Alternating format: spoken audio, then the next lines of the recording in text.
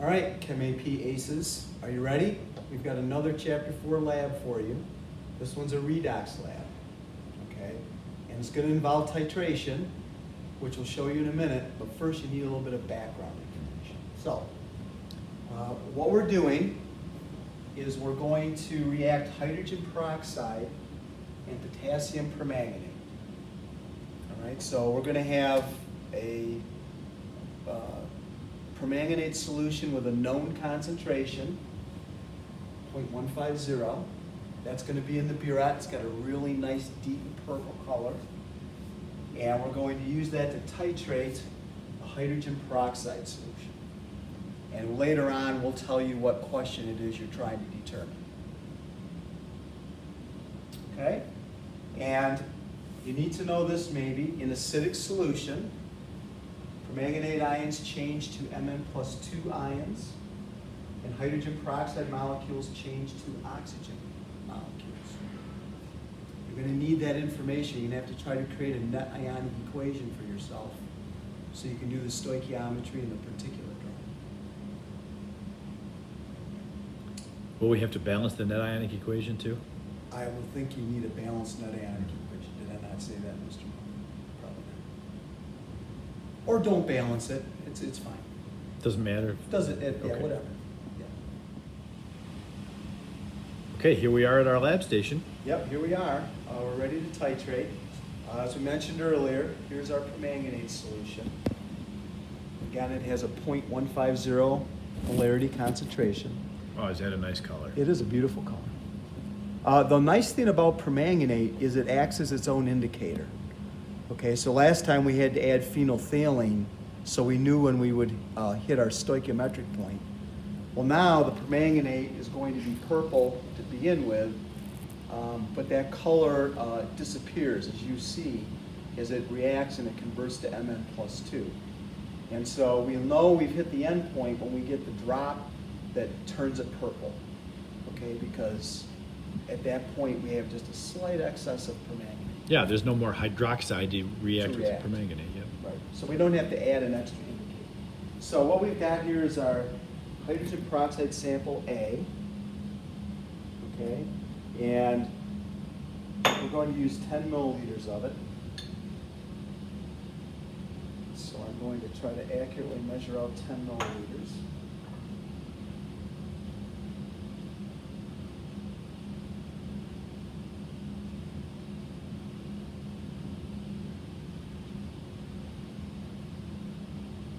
Okay, 10 milliliters. We'll dump that in the flask. How is that graduated cylinder graduated? What should we record for that? Yeah, I didn't say that very well. So it's marked off in tenth milliliter increments. Oh, okay.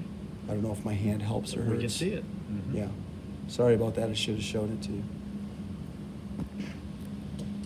Okay, and as you well know this, most aqueous redox reactions are either acidic or basic. This one works in an acidic solution. So I'm going to give a good healthy squirt or two of some 6 molar sulfuric acid. And its only job is to create hydrogen ions. The sulfate ion's a spectator, forget about it. Mm-hmm. So you're not measuring the sulfuric acid. I'm not. I'm just trying to make sure this is well acidified. If we didn't put that in there, we would not get the reaction that we're hoping for, and we might never see our pink color change. Mm-hmm.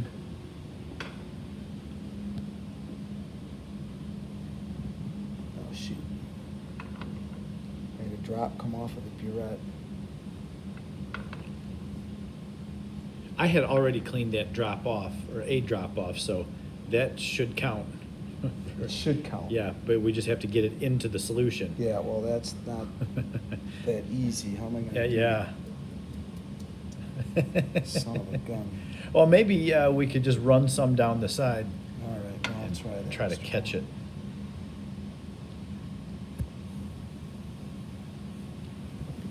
This reaction is so cool, too. That beautiful purple color goes in, and the color just completely disappears. Right, and you may want to notice, the bubbling action. Right, that's because of one of the products that's being formed here. Oh. You notice Yeah, always a good idea to check your observations against what the chemical equation says and make sure that they're consistent. Right. The chemical equation with your observations. See that bubbling? Yeah, it's nice. Now, we ran the fast and sloppy trial ahead of time here, so we have kind of a ballpark idea. So we'll call this trial 2. Yeah. And we're just showing you our 2 good trials that you can average for your calculations.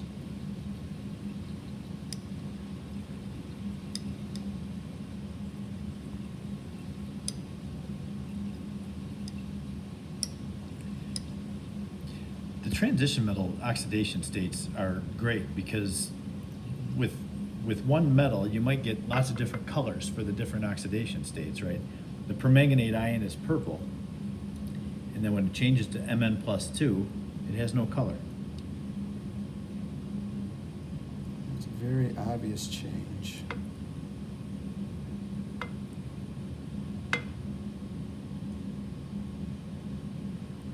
Come on. We're close, Mr. Yeah, it Miller. looks like we're close to the equivalence point here. I can't tell. Does it, does it have It a- is not clear. It has a little bit of a hue to Yep. it, it looks like. Should I put in one more drop? I think or- you're there. I think that's it. Very, very slight There's pink. some more of that paper over there. You want to put the paper so we can confirm.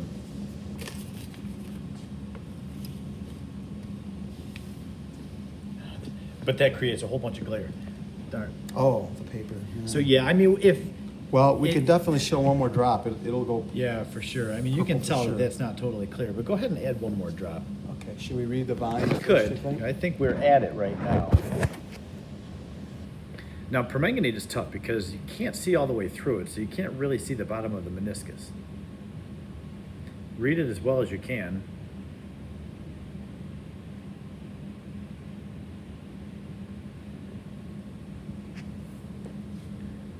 All right, Mr. Helvell, carefully I'll try try to to hit put that one with more one drop more in. drop.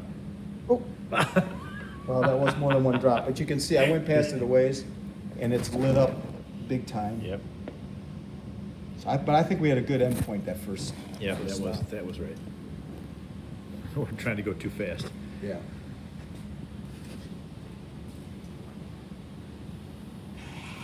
Normally, right, we can use the end volume to be the start of the next trial, but I ran a little bit too much in. I wonder if That's they true. should reread the. Yep. So yeah, the beginning of trial 3 then would be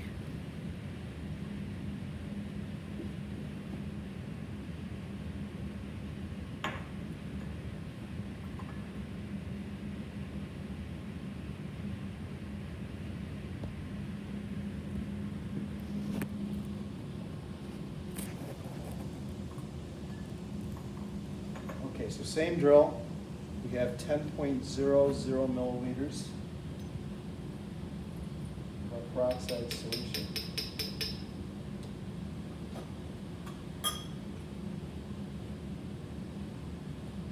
Two healthy squirts of sulfuric acid.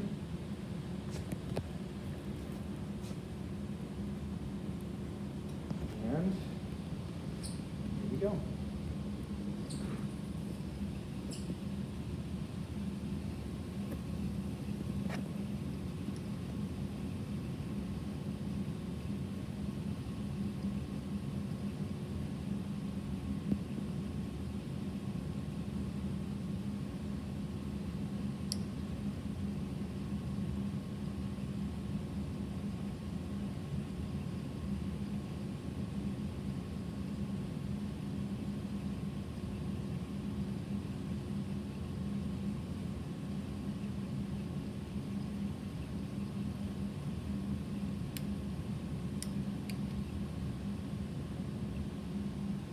Where are we at here? We should go a little further.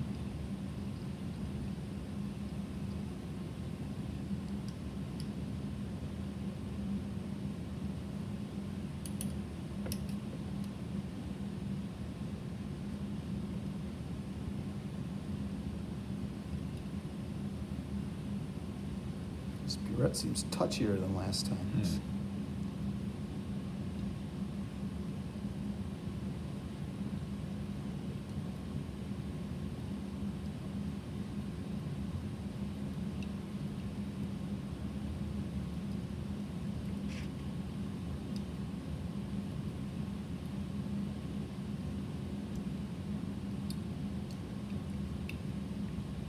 afraid to open it more. Yeah. Come on.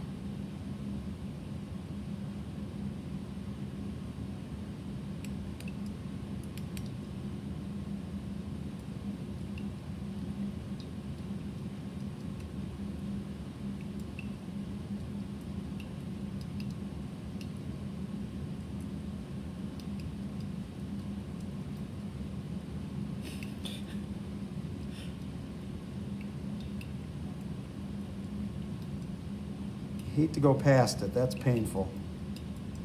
Yeah, we don't like to overshoot it.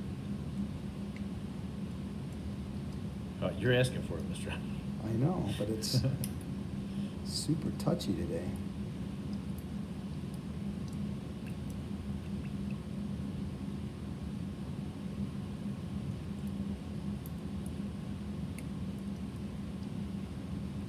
There's one more drop hand. Yeah, I see it. It Ugh, seems like it wants to drop off. that'll be close.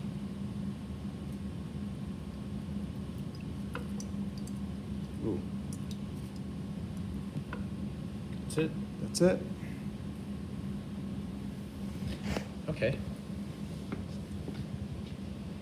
Trial 3, final volume.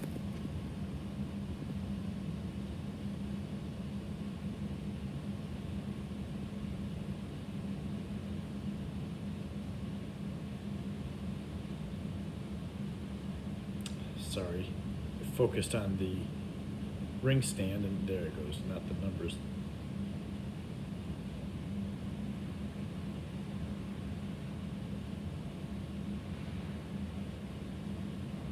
Okay. So, 2 good endpoints. Yep. And again, we're going to use those two trials averaged together to use in the calculations, and you will hear later what the question is that you're trying to actually answer.